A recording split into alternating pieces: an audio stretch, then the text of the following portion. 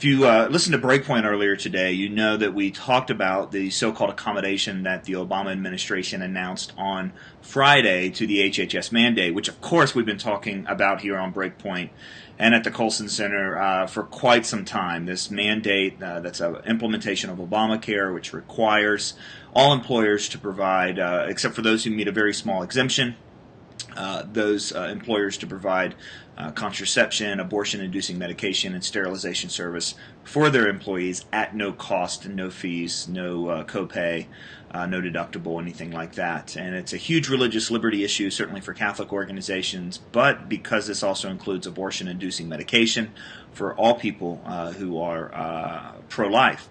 And so in light of the outcry from groups like the Beckett Fund, Alliance Defending Freedom, Heritage Foundation, Colson Center, everyone, as well as 50-some plaintiffs that have filed as part of lawsuits across the United States, the administration announced an accommodation which supposedly was supposed to solve some of these religious conscience issues.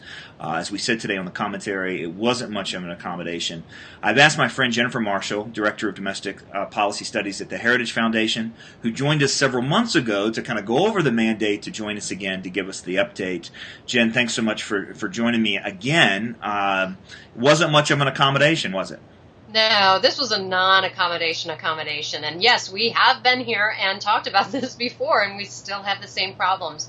The administration originally outlined this policy in August of 2011, and they got a huge outcry from a very broad, ecumenical, and even non-religious set of commenters, and yet they have insisted on imposing the HHS mandate that went into effect last August, so that nearly all employers are forced to provide coverage at no cost to the insured for abortion, drugs, contraception, and sterilization.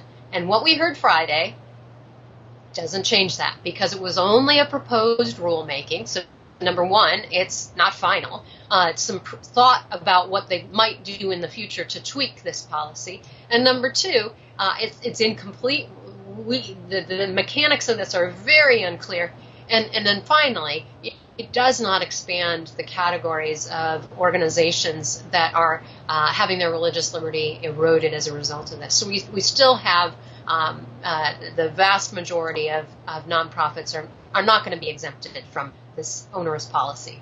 Now, it's important to go back to what you said about the proposed rulemaking, because this isn't the first time the administration has done an announcement like this, announcing an accommodation. And the last time the outcry was so great that it wasn't much of an accommodation, they turned around and didn't put their proposed rule in law at all. They just went back to the original.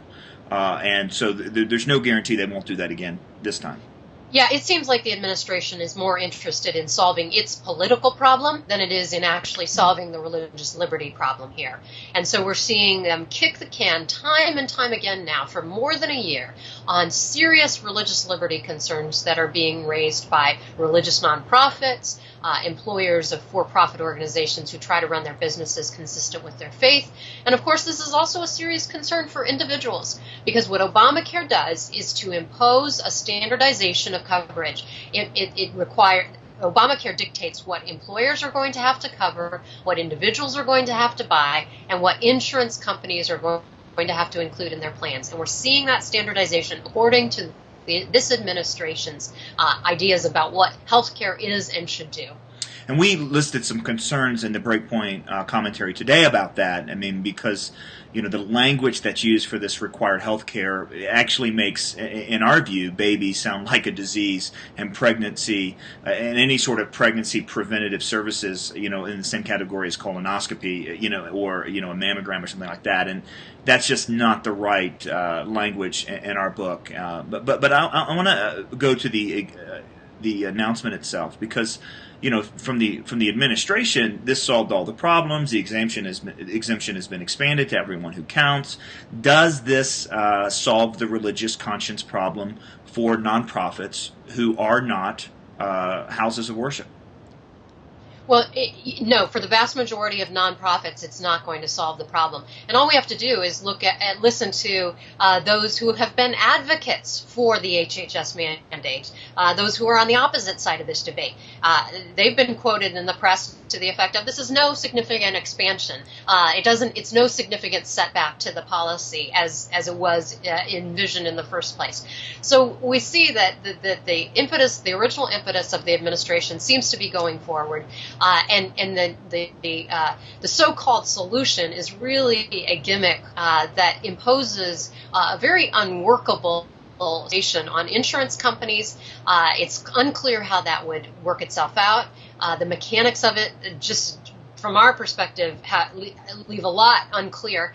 And then it would not really, the most important thing is that it would not resolve the religious concerns of the sponsoring organization. So it's not resolving the religious liberty concerns that are underneath, and it seems unworkable from an insurance company's perspective. Yeah, there was that phrase "no cost coverage" that I found most amusing, as if that existed on any planet in any world. But specifically, clearly, this policy didn't at all deal with groups like Hobby Lobby or Newland, the Newland family, Hercules Industries. So, for-profit companies. This isn't letting them off the hook at all. Is that right? That's right. So we still have Tyndale House, the largest Bible publisher in the world, that is not going to be spared at all as a result of this. We still have Hobby Lobby, as you mentioned. That organization employs so many people that the fine for non-compliance with the HHS mandate for having a health care plan non-compliant is $100 per employee per day. For Hobby Lobby, that tallies to $1.3 million per day.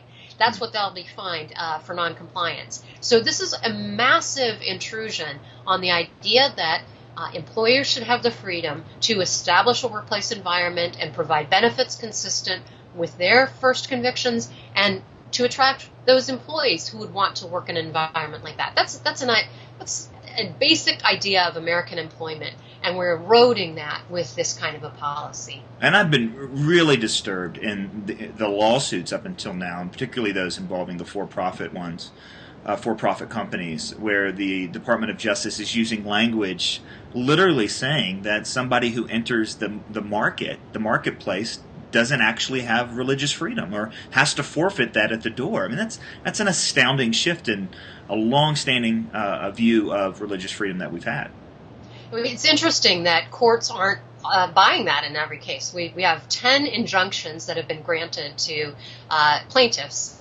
There are now more than 100 plaintiffs, by the way, in almost 50 cases. And you've got 10 judges who have said, I'm hearing serious enough religious liberty concerns here that I'm going to allow this policy not to apply in this case until this organization's religious liberty concerns have been heard. Now, 4 judges have for now also said not granted that kind of an injunction. Those cases are on appeal.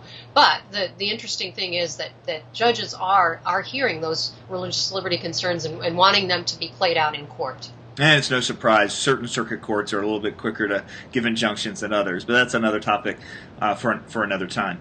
In terms of the nonprofit religious groups and those that don't qualify for houses of worship, there was something of an accounting trick, really, in the policy itself, or in the announcement itself, that somehow insurance companies are just going to magically provide, or in other words, the cost couldn't be passed on to those who want the policy, the employers. That just doesn't seem to work out in real-world math. Yeah, exactly. It's unclear how that will be avoided. The employers are going to have to send notices to their employees and to their dependents. So this opens up all kinds of concerns about if it would, it's certainly implying ethical onerous burden on the individuals. So all kinds of problems this creates. It's a cascade. The more complicated the so-called solutions get, the more the ethical wrinkles multiply. So there are all kinds of concerns.